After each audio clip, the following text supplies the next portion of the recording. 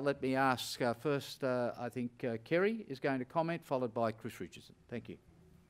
Thank you, Stephen. My temptation is to use two words, I agree, but I will say a few more than that. I think the first question that we need to ask is, why do we actually need a tax review now? And Stephen touched on this in his introduction. The question is, why do we need a tax review for the 21st century? And that's much more specific. We have had numerous tax reviews in our recent past: the Asper Review of 1975, the Ralph Review of 1999, and most recently the Henry Review, which was released in 2010. So given our last broad review with its 138 recommendations was only 5 years ago, it's natural for everyone to be asking why another tax review. But I think broadly the answer comes from the tax discussion paper itself. The world is changing, and Australia's tax system needs to change with it. And that need for broad reform of Australia's tax system has been recognised for several years. And as Tony has stated, the National Commission of Audit report did talk about the need for tax reform, and most notably from a tax perspective, the Commission report actually stated that the vertical and horizontal fiscal imbalances within the Federation are a major impediment to growth and prosperity, and that is one issue that we do need to discuss in tax reform. In its reports, the Commission acknowledged that the elected government had a right and obligation to determine any reform path, but suggested that doing nothing was not an option. I absolutely agree. We do need to do something. And subsequently, we've seen the reform of the Federation Issues paper and the reform of Australia's tax system discussion paper being released by the government. And the aim is for those two white papers to actually be closely aligned. Delving a little deeper into the tax discussion paper, it is designed to encourage broad conversation around tax reform, but has the mantra lower, simpler, fairer. It's going to be interesting to see how we actually achieve those, because it actually asks 66 non-limiting questions, and when submissions closed on the 1st of June, only a little while ago, a few weeks ago, the government had already received more than 500 submissions. And that will only increase as time goes on.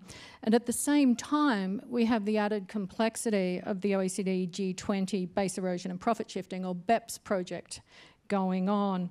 And it's due to deliver its final recommendations by the end of this year. And I think that is going to add an extra layer of complexity to our reform discussion. So we're going to have this debate about fiscal federalism, but we're also going to have a debate about fiscal sovereignty, and they're two very different issues, but they will need to be considered in tandem. No matter what, I think these various reports and discussion papers indicate that tax reform is necessary. But as Tony suggested, at the outset, we need to work out what that tax system should look like within our economic environment. And there's always going to be competing interests and competing objectives. You know, do we raise state revenue versus Commonwealth revenue? How do we adequately tax foreign investment returns versus attracting foreign investment? Raising taxes versus providing incentives, simplicity versus equity, and that's just a few of the issues that we're going to have to think about. I don't think there's any simple answer to what our tax system should look like, but it is a question that we need to address before we start delving into the minute details of the specific taxes, and it does need to be discussed in the context of fiscal federalism and fiscal sovereignty. Now, I know for CEDA members that tax reform is clearly on the public agenda, and the results of CEDA's 2014 Big Issues survey support the view that tax reform should be a priority. And interestingly, the number one priority out of that survey in relation to tax was broadening of the GST base. also removing certain welfare breaks, increasing the rate of GST, lowering company tax. We're up there in the top 6.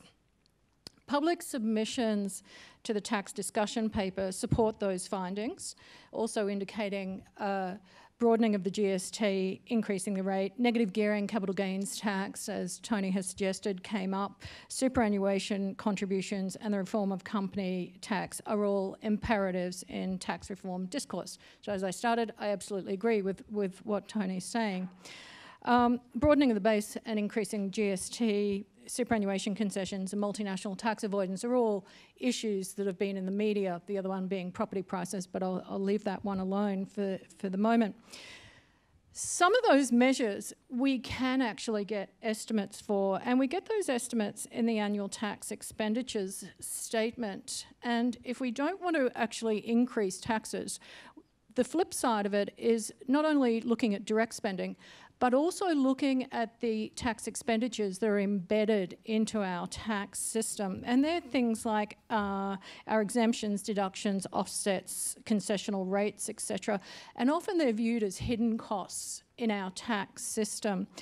Now, tax expenditures play a very important role in our tax and transfer system. However, their costs in terms of revenue foregone can be quite significant. And to give you an idea, in the 2014 tax expenditures statement, and if you ever want to look at one of these, they always come out in January, so when everyone's on holidays, so they don't tend to get picked up quite as much as other documents. But for the 2014-15 financial year, the GST exemption on food, education and health totaled approximately $14 billion in revenue foregone. Concessional taxation of employer superannuation contributions, $16.3 billion, and superannuation entity earnings concessions, $13.4 billion. So we're talking very large numbers in concessions. I'm not saying we necessarily get rid of them. I'm saying they should be part of the discussion. Interestingly, the very top one is the capital gains tax exemption on main residences, and I certainly don't think we'll be touching that. So GST, I think, is very important in the debate that we're going to have, and it was specifically excluded from consideration in the Henry Review. It hasn't been specifically excluded this time. It is also centred on that issue of fiscal federalism that I talked about, but I think international comparisons are inevitable. And again, to give you some figures, our rate is approximately half of the average GST rate of OECD countries, and our base covers approximately 47% of consumption of all goods and services, with the OECD average at 55%, New Zealand at 96%. Now, obviously, changes to the GST system would need to involve appropriate transfer payments to lower income households to ensure that they're not disadvantaged. Now, the flip side of that is if we reform our international tax regime, and it's inevitable that we need to, that takes us from fiscal federalism to fiscal sovereignty. We don't have a figure that we can put on the problem to determine its magnitude, but we know that multinational tax avoidance and certainly aggressive tax planning is going on.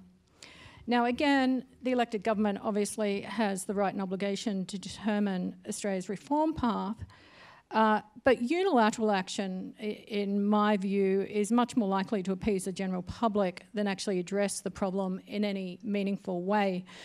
Genuine international engagement and multilateral action is going to be essential in addressing BEPS, collaboration and cooperation at an international level. So to this end, we need to see Australia adopting and embracing the OECD G20 recommendations, and we've made some significant steps in that direction already. So to conclude, I absolutely agree with what Tony said. The world is changing. Australia needs to change with it, and that's come out this morning as well in our discussions. And I've only highlighted two specific areas, one very much a domestic issue, GST, the other the international tax avoidance or BEPS issue. which is very much a global issue. But interestingly, I think while the mantra for our tax reform process may be, or the outcome at least, is lower, simpler, fairer, the whole process is very much likely to be extensive, complex and multifaceted.